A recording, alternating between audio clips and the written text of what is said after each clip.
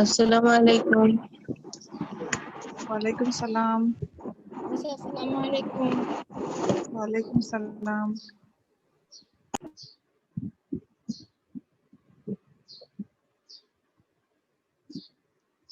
তোমরা কেউ একটু গ্রুপে একটা মেসেজ দিয়ে দাও যে ক্লাস শুরু হয়েছে, সবাই ক্লাসে জয়েন করো।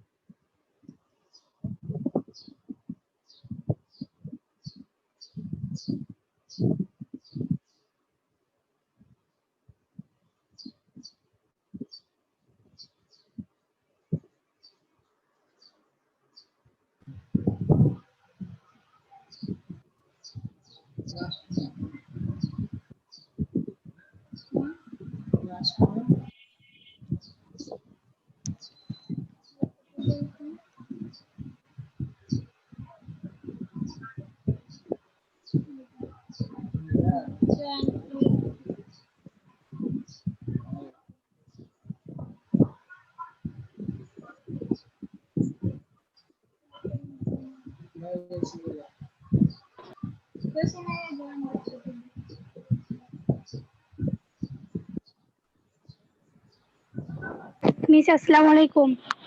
ওয়ালাইকুম আসসালাম।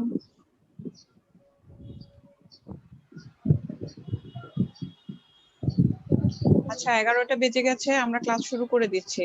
যারা এখনো জয়েন করেনি তারা আস্তে আস্তে জয়েন করতে থাকুক, যারা আছো তাদেরকে নিয়ে ক্লাস শুরু করে দিচ্ছি। ওয়ালাইকুম সালাম।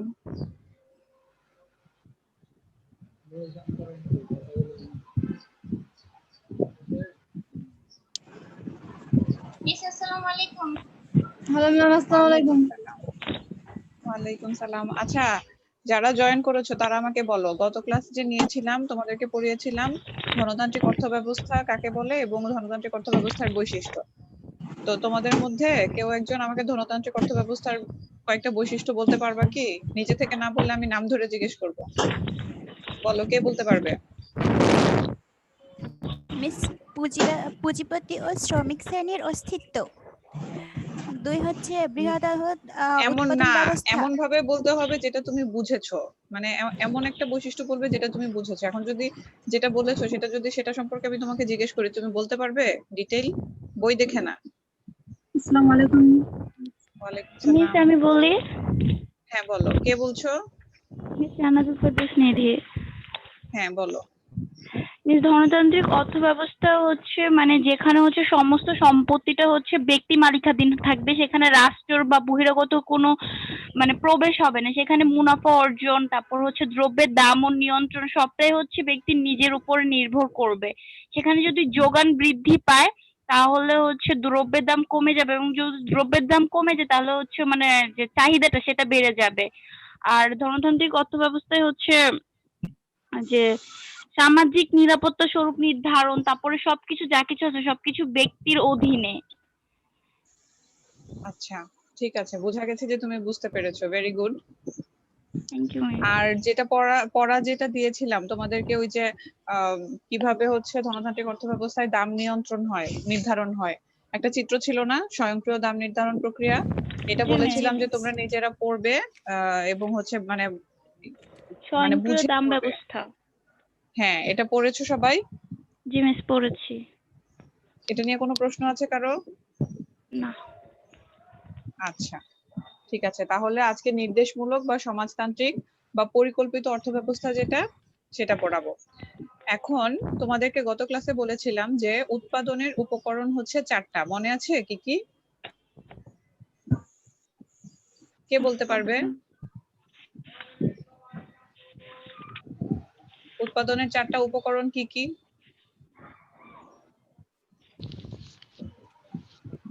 মিস আমি উৎপাদনের বলবো। 4টা উপকরণ, হ্যাঁ বলো। উৎপাদন, বিনিময়, বন্টন আর ভোগ। না, এগুলা হচ্ছে অর্থনৈতিক কাজ। উৎপাদন, বিনিময়, বন্টন, ভোগ। সংগঠন। হ্যাঁ, এটা কে বলেছো? মিস্টার জান হাবিবা। গুড হাবিবা, ঠিক সুন্দর বলেছো। ভূমি, শ্রম, মূলধন, সংগঠন, এই 4টা হচ্ছে উৎপাদনের উপকরণ। ঠিক আছে, এই চারটা আমাদেরকে কেন মনে রাখতে হবে? এই জন্য মনে রাখতে হবে যে যখন তুমি ধনতান্ত্রিক অর্থব্যবস্থার বৈশিষ্ট্য মানে ধনতান্ত্রিক অর্থব্যবস্থা কাকে বলে এটা যখন তোমার কাছে জানতে চাবে, তখন তোমাকে এভাবে বলতে হবে যে ধনতান্ত্রিক অর্থব্যবস্থায় উৎপাদনের উপকরণ ব্যক্তি মালিকানাধীন থাকে। এজন্য তোমাদেরকে জানতে হবে যে উৎপাদনের উপকরণ কোনগুলো। তারপর যখন সমাজতান্ত্রিক অর্থব্যবস্থার কথা বলবে, তখন এভাবে বলবে যে উৎপাদনের উপকরণগুলো হচ্ছে একটা কেন্দ্রীয় যে অথরিটি সেটার আন্ডারে থাকে, একটা কেন্দ্রীয় তত্ত্বাবধানে থাকে, ব্যক্তি মালিকানাধীন থাকে না উৎপাদনের উপকরণগুলো। ঠিক আছে, এই জন্য হচ্ছে উৎপাদনের উপকরণ কি কি সেটা জানতে হবে। আচ্ছা, এখন এই যে ভূমি, শ্রম, মূলধন, সংগঠন, এই চারটা জিনিস লাগে কোনো কিছু উৎপাদন করতে, বা অর্থনীতিতে হচ্ছে যে কোনো কিছু উৎপাদন করতে হচ্ছে আমরা আমাদের মানে যে কাজই করি না কেন আমরা হচ্ছে এই চারটা জিনিসের আন্ডারে ফেলতে পারবো। যেমন তোমাদের আব্বুরা যে চাকরি করেন, এটা কিসের আন্ডারে পড়ে? শ্রমের আন্ডারে পড়ে। ঠিক আছে, এই যে হ্যাঁ, ভূমি, শ্রম, এটা হচ্ছে শ্রমের আন্ডারে পড়ে যে এবার ব্যবসা করুক বা হচ্ছে চাকরি করুক। আর যদি তারপর হচ্ছে যারা মানে যারা হচ্ছে ব্যবসা করে, সে যদি নিজে ব্যবসার মালিক হয়, ঠিক আছে, তখন হচ্ছে তার কাজটা বা তিনি যে ইয়াটা করছেন সেটা হচ্ছে মানে তিনি যে অর্গানাইজ করছেন, সবকিছু অর্গানাইজ করে একটা ব্যবসা পরিচালনা করছেন, তখন হচ্ছে তার কাজটা সংগঠনের আন্ডারে পড়ে যাবে, 4 নম্বরে যেটা আছে। আচ্ছা, তো এই যে চারটা জিনিস আছে, চারটা উপকরণ আছে, সমাজতান্ত্রিক অর্থব্যবস্থায় হচ্ছে এই উপকরণগুলোর মালিক হয় সরকার বা একটা কেন্দ্রীয় প্রতিনিধি। এখানে কোনো ব্যক্তি মালিকানাধীন থাকে না। যেমন কেউ চাইলেই অনেক অনেক জমি মালিক হতে পারবে না। তারপর হচ্ছে কেউ চাইলেই হচ্ছে যে অনেক সম্পদ গড়ে তুলতে পারবে না। ঠিক আছে, কোটি কোটি টাকার সম্পদ সে চাইলেই সমাজতান্ত্রিক অর্থব্যবস্থায় গড়ে তুলতে পারবে না। এখানে একটা এই যে সরকার থাকে, সমাজতান্ত্রিক অর্থব্যবস্থায় যে সরকার থাকে সে হচ্ছে সবকিছু নিয়ন্ত্রণ করে। আমাদের দেশে মানে ধনতান্ত্রিক অর্থব্যবস্থার মধ্যে আমরা যেটা দেখি, বাংলাদেশে হচ্ছে মোটামুটি ধনতান্ত্রিক অর্থব্যবস্থায় প্রচলিত বলা যায়, কিন্তু মানে পিওর ধনতান্ত্রিক না, একটু মিশ্রিত। তো এই যে ধনতান্ত্রিক অর্থব্যবস্থার মধ্যে সরকারের কাজ হচ্ছে দেশ পরিচালনা করা। এখানে কিন্তু সরকার অর্থনৈতিক কাজের মধ্যে হস্তক্ষেপ তেমন একটা করে না, খুব অল্প কিছু সেক্টরে করে যেখানে দরকার, এবং যেখানে হচ্ছে মানে না করলে মানব কল্যাণ সাধিত হবে না, এরকম কিছু ক্ষেত্রে হচ্ছে সরকার ধনতান্ত্রিক ব্যবস্থায় অর্থনৈতিক সেক্টরে হস্তক্ষেপ করে। কিন্তু সমাজতান্ত্রিক অর্থব্যবস্থায় সকল অর্থনৈতিক কার্যক্রমের মানে মালিক এবং সকল অর্থনৈতিক কার্যক্রমের মূল হোতাই থাকে সরকার। এবং হচ্ছে সরকার কি করে? সবাইকে কাজে নিয়োগ দেয়, মানে কেউ এখানে মালিক হতে পারবে না, কোনো দেশের জনগণ এখানে মালিক হতে পারবে না, সবাই হচ্ছে শ্রমিক এবং সবাইকেই সরকার কাজে নিয়োগ দিবে। এবং সে হচ্ছে তার যতটুকু তার মেধা, যতটুকু তার যোগ্যতা, সে অনুযায়ী সে কাজ পাবে, সে অনুযায়ী হচ্ছে তাকে স্যালারি দেওয়া হবে। কেউ চাইলে এখানে মানে ধনতান্ত্রিক সমাজতান্ত্রিক অর্থব্যবস্থায় কেউ চাইলেই ইন্ডাস্ট্রিয়ালিস্ট হয়ে যেতে পারবে না, মানে সে চাইলেই 5-6টা কারখানার মালিক হতে পারবে না। ঠিক আছে, এই কারখানার মালিক বলো, তারপর হচ্ছে বিভিন্ন ব্যবসা প্রতিষ্ঠানের মালিক বলো, সবকিছুর মালিক কে হবে? সরকার হবে। এটা হচ্ছে আমরা সমাজতান্ত্রিক অর্থব্যবস্থার কথা বলছি। তো এখানে হচ্ছে সবকিছুর মালিক হবে সরকার। আচ্ছা, তারপর হচ্ছে বৈশিষ্ট্যগুলো দেখো 18 নাম্বার পেজে, যে এখানে হচ্ছে শ্রেণী শোষণ অনুপস্থিত। নির্দেশমূলক অর্থব্যবস্থায় সর্বহারা শ্রেণী আর শোষিত হয় না। শ্রেণী শোষণ মানে হচ্ছে ধর্মতান্ত্রিক অর্থব্যবস্থায় আমরা যেরকম বলেছিলাম যে যারা শ্রমিক শ্রেণী আছে বা যারা নিচু শ্রেণী আছে, ধনতান্ত্রিক অর্থব্যবস্থার মধ্যে কি হয়, যারা পয়সাওয়ালা তাদের মানে অর্থের পরিমাণ শুধু বাড়তেই থাকে, আর যারা হচ্ছে শ্রমিক শ্রেণী আছে তাদের মানে তাদের জন্য শোষণের পরিমাণটা বাড়তে থাকে, মানে তাদেরকে অনেক ক্ষেত্রেই বঞ্চিত করা হয়। তো নির্দেশমূলক অর্থব্যবস্থা বা সমাজতান্ত্রিক অর্থব্যবস্থা এই জিনিসটা হয় না, কারণ যেহেতু সরকার সবাইকে তার যোগ্যতা অনুযায়ী কাজ দেয়, এবং সরকার এটা এনশিওর করে যে মানে যার যতটুকু যোগ্যতা বা যে কাজের বিনিময়ে যতটুকু তার স্যালারি পাওয়ার কথা বা মজুরি পাওয়ার কথা, সে যেন ততটুকুই পায়। হ্যাঁ, ততটুকুই যেন পায়, এটা সরকার এনশিওর করে। এজন্য মানে যেহেতু এখানে কোনো নির্দিষ্ট ব্যক্তির স্বার্থ জড়িত নেই, এই কারণে হচ্ছে এখানে শ্রেণী শোষণ অনুপস্থিত। তারপর হচ্ছে উপকরণ উপকরণের ব্যক্তি মালিকানা নেই। এটা তো সংজ্ঞার মধ্যেই বললাম, উপকরণ মানে হচ্ছে উৎপাদনের উপকরণ। তো উৎপাদনের উপকরণগুলোর কোনো ব্যক্তি মালিকানা এখানে নেই। কোনো ভূমির মালিক কোনো ব্যক্তি হতে পারবে না। তারপর হচ্ছে মূলধনের মালিক কোনো ব্যক্তি হতে পারবে না, কোনো সংগঠনের মালিক কোনো ব্যক্তি হতে পারবে না, সবকিছুর মালিক হবে সরকার। তারপর ব্যক্তিগত মুনাফার আশায় পণ্য উৎপাদিত হয় না। এই যে নরমালি আমরা জানি যে ব্যবসা প্রতিষ্ঠানগুলো পরিচালিত হয় কি জন্য? মুনাফা লাভের জন্যই তো, তাই না? মুনাফা লাভের উদ্দেশ্য যদি না থাকতো তাহলে তো কোনো ব্যবসা প্রতিষ্ঠান পরিচালিত হতো না। সমাজ কল্যাণের জন্য তো কেউ ব্যবসা করতে নামে না, তাই না? সবাই নিজের কল্যাণের জন্যই ব্যবসা করতে নামে। তো এটা হচ্ছে ধনতান্ত্রিক অর্থব্যবস্থায় নিজের কল্যাণের জন্য ব্যবসা করতে নামে, কিন্তু নির্দেশমূলক অর্থব্যবস্থায় সরকার হচ্ছে যেই কাজটাই করে বা যেই ব্যবসাটার মধ্যে হাত দেয়, সে চিন্তা করে যে এখানে তার জনগণের কল্যাণ আছে কিনা, বা এই প্রোডাক্টটা যদি সে মানে উৎপাদনের কাজে হাত দেয় তাহলে এই মানে প্রোডাক্টটা থেকে হচ্ছে তার দেশের জনগণের কল্যাণ হবে কিনা। তো এখানে হচ্ছে ব্যক্তিগত মুনাফার আশায় পণ্য উৎপাদিত হয় না, এখানে জনকল্যাণের জন্য পণ্য উৎপাদিত হয়। তারপর 4 নাম্বার আছে যৌথ ও রাষ্ট্রীয় মালিকানা বিদ্যমান। নির্দেশমূলক অর্থব্যবস্থায় কৃষকেরা যৌথ শ্রমের ভিত্তিতে উৎপাদনে অংশগ্রহণ করে। বৃহৎ শিল্প কারখানা সহ অন্যান্য খাতের মালিকানা থাকে মূলত রাষ্ট্রের হাতে। আচ্ছা, এখানে যে কৃষকদের কথা বলেছে, সাধারণত মানে কি হয় যে এক একজন কৃষক এক একটা জমির মালিক। হ্যাঁ, মানে নরমালি চিন্তা করো যদি তুমি, যে এক একজন কৃষক এক একটা জমির মালিক হয়, তাই না? যে জমির মালিক সে সেই জমিতে কাজ করে, তাই না? এরকমই তো হয়। কিন্তু নির্দেশমূলক অর্থব্যবস্থায় কি হবে? যৌথ মানে হচ্ছে কি সম্মিলিত। নির্দেশমূলক অর্থব্যবস্থায় যেহেতু কেউ কোনো জমির মালিক হতে পারে না, তখন তারা কি করে সম্মিলিতভাবে, মানে বিশাল কোনো জমি দেখা গেল যে অনেকজন কৃষক মিলে বিশাল কোনো জমি চাষ করছে এবং সরকারই সেটা নির্ধারণ করে দিচ্ছে যে তোমরা যৌথভাবে এখানে কাজ করবে, ঠিক আছে? এবং মানে বড় বড় যেই মানে গুরুত্বপূর্ণ যে কারখানাগুলো, এগুলোর মালিক হচ্ছে, এগুলো রাষ্ট্রীয় মালিকানা থাকে। তারপর হচ্ছে অবাধ প্রতিযোগিতা অনুপস্থিত। অবাধ প্রতিযোগিতার কথা যেটা বলেছি, যে অবাধ প্রতিযোগিতা মানে হচ্ছে এই যে স্বয়ংক্রিয় দাম ব্যবস্থা, যখন তোমরা লাস্ট ইয়ারটাতে পড়েছো, এই যে ধনতান্ত্রিক অর্থব্যবস্থার মধ্যে পড়েছো, স্বয়ংক্রিয় দাম ব্যবস্থাটা আসেই হচ্ছে অবাধ প্রতিযোগিতা থেকে। যে এখানে হচ্ছে যে মানে যারা হচ্ছে উৎপাদক আছেন, তাদের মধ্যে একটা প্রতিযোগিতা হবে, ঠিক আছে? সবাই হচ্ছে নিজের পণ্যটা বেশি সেল করার চেষ্টা করবে। তো ওই যে মানে তাদের মধ্যে প্রতিযোগিতা, এই প্রতিযোগিতা থেকে হচ্ছে মানে দাম নির্ধারিত হয়। হ্যাঁ, দাম নির্ধারিত হয়, সেটা হচ্ছে ধনতান্ত্রিক অর্থব্যবস্থায়। কিন্তু এখানে এরকম কোনো কিছু হবে না, এখানে স্বয়ংক্রিয় দাম ব্যবস্থা থাকবে না। এখানে হচ্ছে এই যে কেন্দ্রীয় অথরিটি আছে, সে হচ্ছে ডিসাইড করে দিবে যে কোন দামে কোন জিনিসটা বিক্রি হবে, ঠিক আছে? এখানে কোনো চাহিদা জোগাড়ের ভিত্তিতে কোনো কিছু নির্ধারিত হবে না। এখানে সরকার যেটা বলবে, ওই কেন্দ্রীয় অথরিটি যেটা বলবে সেটাই হবে। আচ্ছা, তারপর হচ্ছে স্বতঃস্ফূর্ত উৎপাদন প্রণালী। নির্দেশমূলক অর্থব্যবস্থায় উপকরণের সামাজিক মালিকানা থাকায় উৎপাদন শক্তি ও উৎপাদন সম্পর্কের মধ্যে কোনো দ্বন্দ্ব থাকে না, যার ফলে উৎপাদন প্রণালী গতিশীল হয়। মানে আচ্ছা, এখানে উৎপাদন শক্তি এবং উৎপাদন প্রণালীর মধ্যে কোনো দ্বন্দ্ব থাকে না বলতে বুঝিয়েছে যে উৎপাদন করছে এবং যাদের জন্য উৎপাদিত হচ্ছে, ঠিক আছে, তাদের মধ্যে কোনো দ্বন্দ্ব থাকে না। মানে যে উৎপাদন করছে সে তো হচ্ছে নিজের লাভের জন্য উৎপাদন করছে না, তাই না? এবং যে উৎপাদন করছে সে উৎপাদন করছে যাদের জন্য উৎপাদন করছে, তাদের কল্যাণের কথা চিন্তা করে উৎপাদন করছে। তো এই জন্য হচ্ছে এই প্রক্রিয়াটার মধ্যে কোনো দ্বন্দ্ব থাকে না। আচ্ছা, তারপর হচ্ছে বন্টন ব্যবস্থা।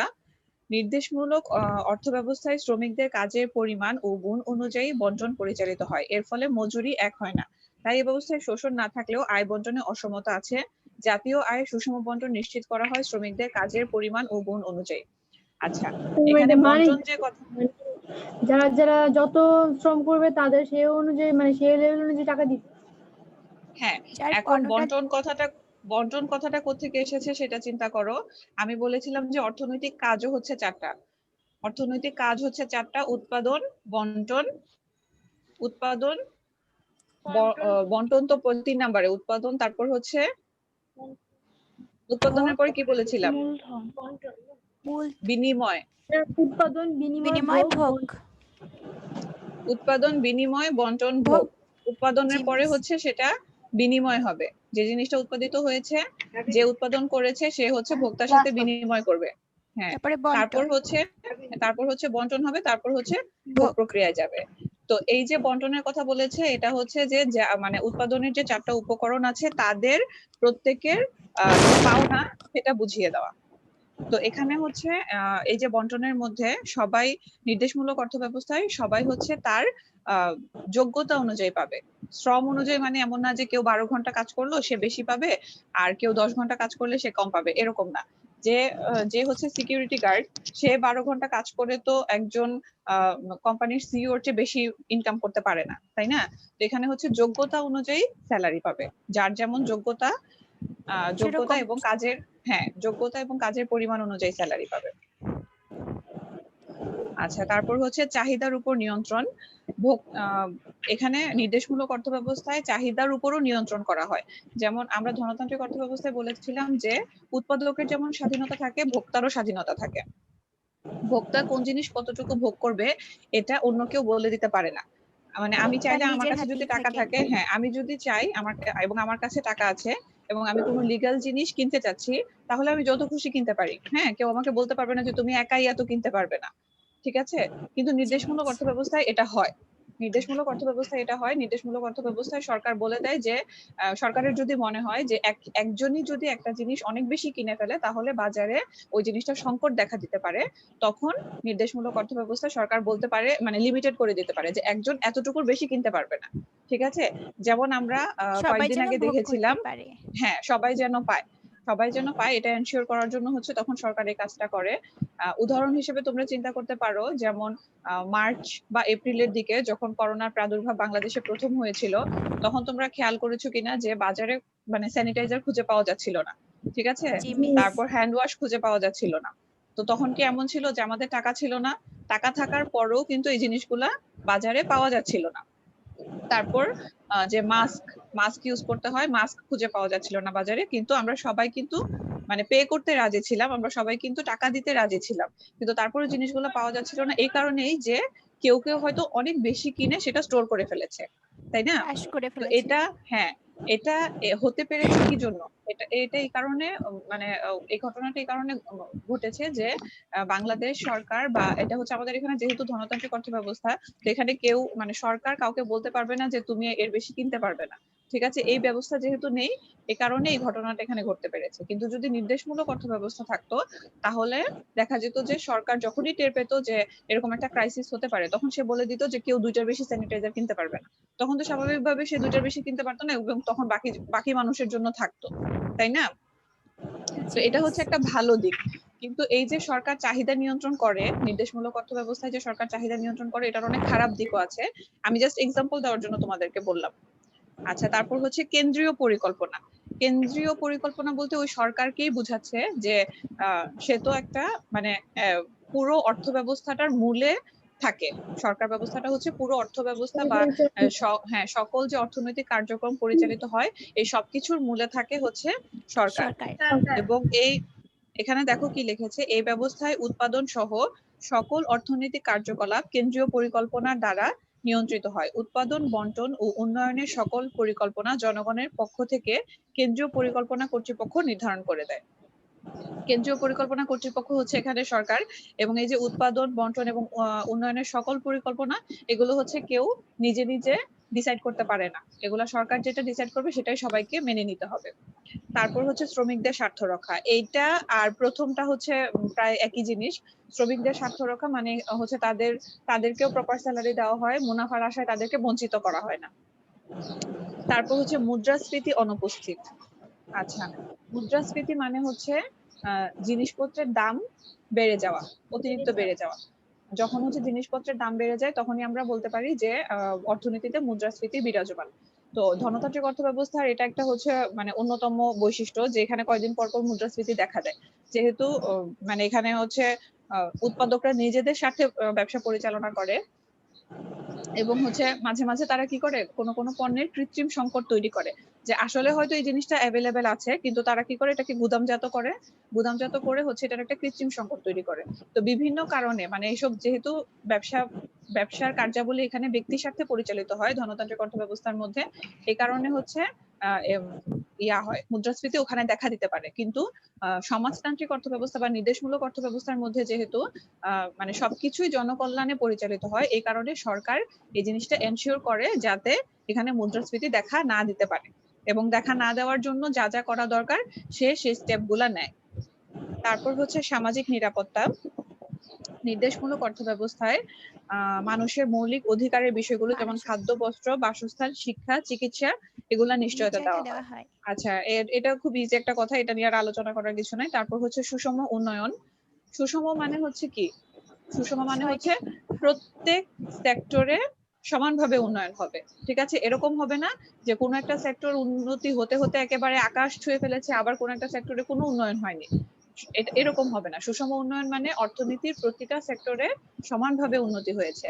তো যখন হচ্ছে এরকম একটা কেন্দ্রীয় পরিকল্পনা থাকে তখন এরকম সুষম উন্নয়ন সম্ভব হয়। কিন্তু যখন হচ্ছে অর্থনীতিটা মানে নিজের গতিতে চলে, যেমন হচ্ছে ধনতান্ত্রিক অর্থব্যবস্থায় হয়, যখন নিজের গতিতে চলে তখন কিন্তু সুষম উন্নয়ন সম্ভব হয় না, ঠিক আছে? কারণ সরকারের পক্ষে তখন সবকিছু কন্ট্রোল করা সম্ভব হয় না।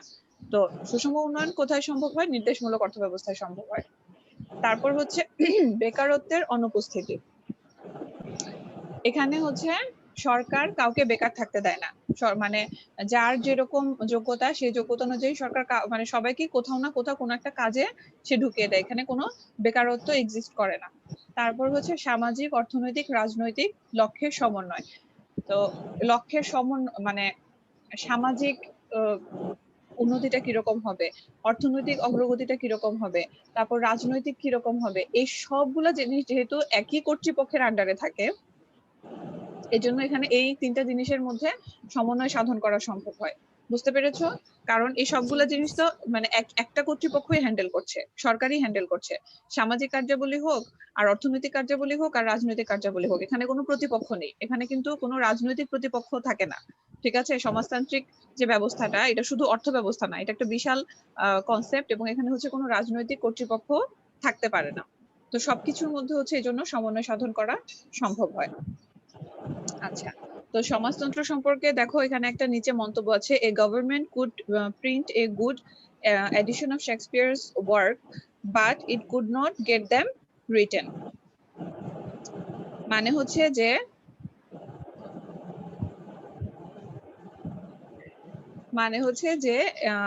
সমাজতান্ত্রিক অর্থব্যবস্থাটা হচ্ছে এরকম যে এখানে হচ্ছে সবকিছু ফোর্সফুলি হয়, মানে এখানে হচ্ছে সবকিছু এমন ভাবে হয় যে মানে এটা হচ্ছে আমাদেরকে দিয়ে করানো হচ্ছে। চিন্তা করো যদি আমাদের এখানে সমাজতান্ত্রিক অর্থব্যবস্থা থাকতো, মানে এটা হচ্ছে সবগুলা কাজ হচ্ছে আমাদেরকে দিয়ে করানো হয়, আমরা নিজের খুশি মতো বা স্বতঃস্ফূর্ত ভাবে কোনো কিছু করতে পারি না। এখানে হচ্ছে সবকিছু মানে সমাজতান্ত্রিক অর্থব্যবস্থায় সবাইকে দিয়ে হচ্ছে সবকিছু করানো হয়। এখানে স্বতঃস্ফূর্ত ভাবে বা মানে কোনো অংশগ্রহণ থাকে না কোনো কাজের মধ্যে, স্বতঃস্ফূর্ত ভাবে কেউ নিজের ইচ্ছায় কোনো কিছু করতে পারে না। কিন্তু এখানে মানে ভালো যদি চিন্তা করো, যেখানে শোষণ থাকে না, শোষণ মুক্ত সমাজ গঠিত হয়। আবার শোষণ থাকে না হচ্ছে নিম্ন শ্রেণীর মধ্যে, কিন্তু যার ধরো যোগ্যতা আছে, যে সে মানে তার মধ্যে এমন পোটেনশিয়াল আছে যে সে যদি বিজনেস করতো, সে চাইলে সে অনেক সম্পদের মালিক হতে পারতো, এখন তাকে বিজনেস করতে দেওয়াই হচ্ছে না, তাকে হচ্ছে একটা মানে কোন একটা কোম্পানিতে, সরকারের আন্ডারে কোন একটা কোম্পানিতে তাকে চাকরি করতে দেওয়া হচ্ছে। তো এটা তো তার জন্য একটা বঞ্চনা, তাই না? সে তো একটা ক্ষেত্রে সে বঞ্চিত হচ্ছে। সে চাইলে তার ওরকম যোগ্যতা ছিল যে সে বিশাল বড় একটা বিজনেস দাঁড়া করাতে পারতো, কিন্তু সমাজতান্ত্রিক অর্থব্যবস্থায় তাকে সেই সুযোগই দেওয়া হচ্ছে না। এটা এক ধরনের বঞ্চনা না? তো এরকম অনেক কিছু থাকে, কিন্তু আমরা যখন সমাজতান্ত্রিক অর্থব্যবস্থার বৈশিষ্ট্যগুলো পড়ি, তখন পড়তে গেলে মনে হয় যে ভালো তো, সমাজতান্ত্রিক অর্থব্যবস্থা তো আসলে অনেক ভালো, তাহলে সমাজতান্ত্রিক অর্থব্যবস্থা থাকলেই ভালো ছিল। আসলে ব্যাপারটা এরকম না, সমাজতান্ত্রিক অর্থব্যবস্থায় কারো কোনো স্বাধীনতা থাকে না। আচ্ছা, তারপরে আছে নির্দেশমূলক অর্থব্যবস্থা বা সমাজতান্ত্রিক অর্থব্যবস্থার উৎপাদন ও বন্টন পদ্ধতি। তো উৎপাদন পদ্ধতির মধ্যে কি বলেছে দেখো, নির্দেশমূলক বা সমাজতান্ত্রিক অর্থব্যবস্থায় উৎপাদনের উপায় সমূহ সম্পূর্ণ রাষ্ট্রীয় মালিকানায় বিদ্যমান, যেটা এতক্ষণ বলেছি। তারপর সামাজিক কল্যাণ সর্বোচ্চকরণের লক্ষ্যে কেন্দ্রীয় বা রাষ্ট্রীয় পরিকল্পনার মাধ্যমে উৎপাদন সিদ্ধান্ত গৃহীত হয়।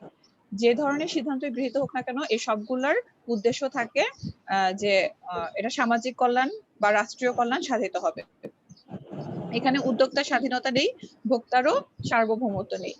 মানে যিনি ব্যবসা করবেন তাকে হচ্ছে কেউ যদি ব্যবসা করতে চায় তাকে হচ্ছে সরকারের আন্ডারে ব্যবসা করতে হবে, এবং যারা ভোক্তা আছে তাদেরকেও কি করতে হবে, সরকার যেভাবে বলে দেয়, যতটুকু বলে দেয় ততটুকুই কিনতে হবে। কেউ নিজের ইচ্ছা মতো যা ইচ্ছা কিনতে তাই পারবে কিনতে না। পারবে না। চাহিদা ও যোগানের মধ্যে অনিশ্চয়তা, হতাশা, সামাজিক বিশৃঙ্খলা নেই। বিশৃঙ্খলা নেই। অর্থাৎ যেহেতু সরকারই সবকিছু নিয়ন্ত্রণ করে, সরকার হচ্ছে কোনো স্বয়ংক্রিয় ব্যবস্থার উপর কোনো কিছু ছেড়ে দেয় না, এ কারণে হচ্ছে এখানে কোনো বিশৃঙ্খলা বিরাজ করার কোনো সুযোগই আসে না। ঠিক আছে, যেহেতু সবকিছু সরকারের আন্ডারে থাকে। তারপর হচ্ছে বাজার ব্যবস্থা রাষ্ট্র কর্তৃক সুনিয়ন্ত্রিত। মুদ্রাস্ফীতি বা যোগান সংকট এখানে তত্ত্বগতভাবে অনুপস্থিত।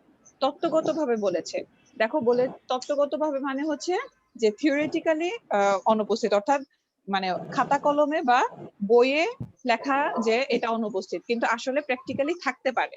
ঠিক আছে, প্র্যাকটিক্যালি তো সবকিছু কন্ট্রোল করা পসিবল হয় না, কিন্তু থিওরি বলে যে থাকবে না, মুদ্রাস্ফীতিও থাকবে না এখানে। তারপর হচ্ছে আরেকটা কি বলেছে, যোগান সংকট, মুদ্রাস্ফীতি বা যোগান সংকট এখানে থাকবে না, সরকার এগুলো নিয়ন্ত্রণ করে ফেলবে। কিন্তু এটা হচ্ছে থিওরি, কিন্তু প্র্যাকটিক্যালি যখন হয় তখন দেখা যায় যে সবসময় তো সবকিছু, যেহেতু এটা মানুষই নিয়ন্ত্রণ করছে, কোনো মেশিন নিয়ন্ত্রণ করছে না, তো সবসময় সবকিছু অত প্রিসাইসলি নিয়ন্ত্রণ করা সম্ভব হয় না। তো মাঝে মাঝে কিছু যোগান সংকট বা কিছু মুদ্রাস্ফীতি নির্দেশমূলক অর্থ ব্যবস্থাতেও দেখা দিতে পারে। আচ্ছা, তারপরে আছে কি ও কতটুকু উৎপাদন করা হবে, কি উপায়ে উৎপাদন করা হবে এবং কার জন্য উৎপাদন করা হবে, এই সকল প্রশ্নের উত্তর একমাত্র রাষ্ট্র নির্ধারণ করে। এক্ষেত্রে প্রথমে চূড়ান্ত দ্রব্যের পরিমাণ নির্ধারিত হয়, অতঃপর উৎপাদনের লক্ষ্যমাত্রা অর্জনের জন্য প্রয়োজনীয় উপকরণের পরিমাণ এবং বিভিন্ন ফার্মের মধ্যে সম্পদ প্রবাহ হিসাব করা হয়।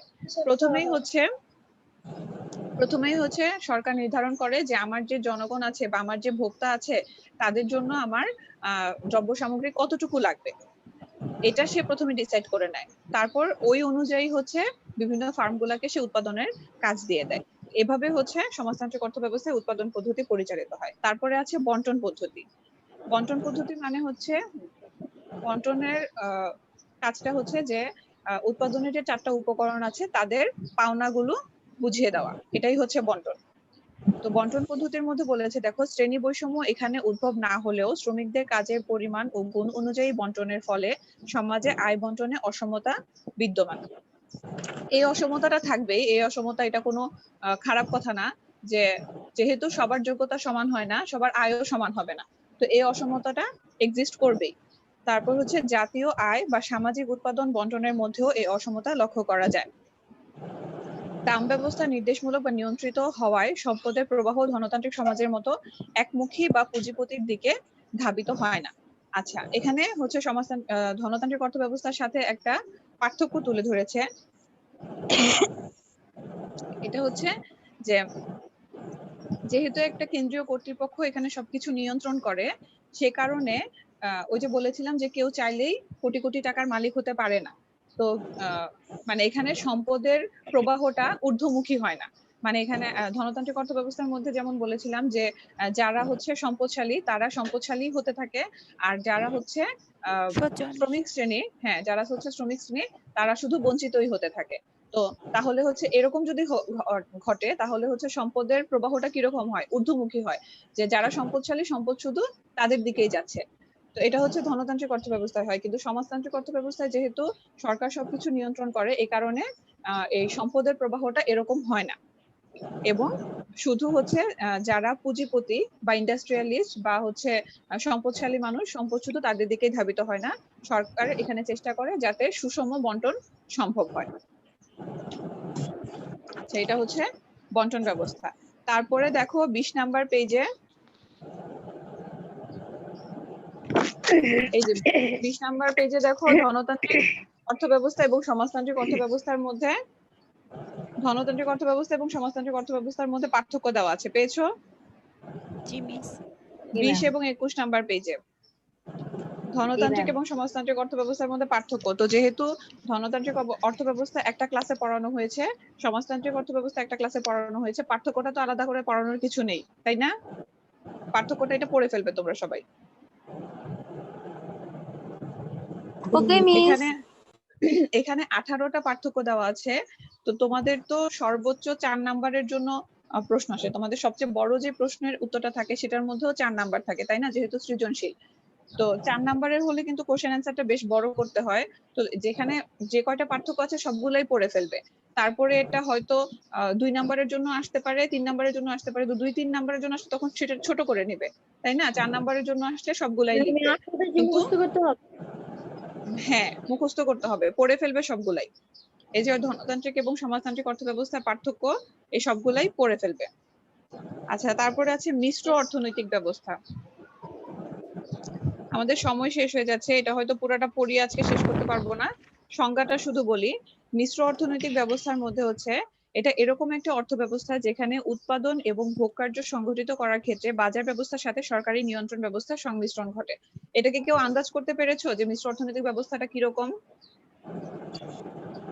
মানে মিশ্র শুনে, শব্দটা শুনে কারো কি আন্দাজ করা, মানে কেউ আন্দাজ করতে পেরেছো যে এটা কিরকম হতে পারে? মানে মিশ্র তো একসাথে। হ্যাঁ, জি মিস, এখানে হচ্ছে সরকার আর হচ্ছে ব্যক্তি দুইজনের সমন্বয় থাকবে, দুইজনে মিলেমিশে এই অর্থ ব্যবস্থাটা পরিচালনা একত্রিত। করে। হ্যাঁ, ভেরি গুড। মানে হচ্ছে ধনতান্ত্রিক অর্থব্যবস্থা এবং সমাজতান্ত্রিক অর্থব্যবস্থার সংমিশ্রণ। সমাজতান্ত্রিক অর্থ ব্যবস্থার সংমিশ্রণ। হ্যাঁ, মানে ধনতান্ত্রিক একসাথে যে অর্থব্যবস্থা এবং পরিচালনা সমাজতান্ত্রিক অর্থব্যবস্থার সংমিশ্রণ ঘটবে, এটাই হচ্ছে মিশ্র অর্থনৈতিক ব্যবস্থা। মানে এখানে উৎপাদনের উপকরণের মালিক ব্যক্তিও হবে, সরকারও হবে। তারপর হচ্ছে সরকার হবে। ধনতান্ত্রিক অর্থব্যবস্থায় যেমন হচ্ছে উৎপাদকের সম্পূর্ণ স্বাধীনতা থাকে, ভোক্তার সম্পূর্ণ স্বাধীনতা থাকে, আবার নির্দেশমূলক অর্থব্যবস্থায় হচ্ছে কোনো স্বাধীনতাই থাকে না। মিশ্র অর্থব্যবস্থায় সেটা হবে না। মিশ্র অর্থব্যবস্থায় হচ্ছে কিছু কিছু স্বাধীনতা থাকবে, আবার কিছু কিছু ক্ষেত্রে হচ্ছে সরকার বিধিনিষেধ আরোপ করতে পারবে। ঠিক আছে, এই হচ্ছে, করবে। হ্যাঁ, এই হচ্ছে মিশ্র অর্থনৈতিক ব্যবস্থা। জি মিস। আচ্ছা, তোমাদেরকে যে অর্থনৈতিক ব্যবস্থাগুলো পড়াচ্ছি এখানে কিন্তু তোমাদের মুখস্থ করার জিনিস আছে। প্রথমেই যেমন অর্থ ব্যবস্থা বলতে কি বোঝো বা অর্থনৈতিক ব্যবস্থা বলতে কি বোঝো এটা ছিল, এটা মুখস্থ করবে। তারপর ধনতান্ত্রিক অর্থ ব্যবস্থা বলতে কি বোঝো, এটা মুখস্থ করবে বৈশিষ্ট্য সহ। তারপর সমাজতান্ত্রিক অর্থ ব্যবস্থা বলতে কি বোঝো, বৈশিষ্ট্য সহ মুখস্থ করবে। তারপর হচ্ছে পার্থক্য, গণতান্ত্রিক এবং সমাজতান্ত্রিকের মধ্যে পার্থক্য। তারপর মিশ্র অর্থনৈতিক ব্যবস্থা বলতে কি বুঝো, এগুলো 1 নম্বরের কোশ্চেনের জন্য আসতে পারে। সৃজনশীলের যে ক নাম্বার প্রশ্নটা থাকে, কি বুঝো এই জিনিসটা সেখানে আসতে পারে। আচ্ছা, তারপর হচ্ছে স্বয়ংক্রিয় দাম ব্যবস্থা, এটা খুব ইম্পর্টেন্ট। স্বয়ংক্রিয় দাম ব্যবস্থা বা স্বয়ংক্রিয় দাম ব্যবস্থায় দাম কিভাবে নির্ধারিত হয়, বা অ্যাডাম স্মিথের অদৃশ্য হাত বলতে তুমি কি বুঝো, এরকম যদি আসে তখন কিন্তু তোমার ওই স্বয়ংক্রিয় দাম ব্যবস্থার যে চিত্রটা ওইটা একে বোঝাতে হবে।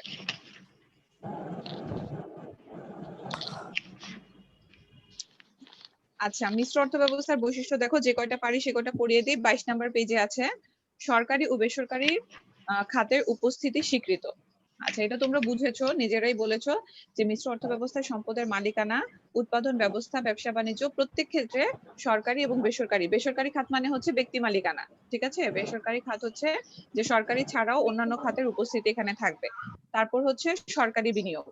সরকার মিশ্র অর্থ ব্যবস্থায় সরকার এমন এমন সেক্টরে বিনিয়োগ করে যেটা হচ্ছে বেশি লাভজনক না কিন্তু জনকল্যাণমূলক।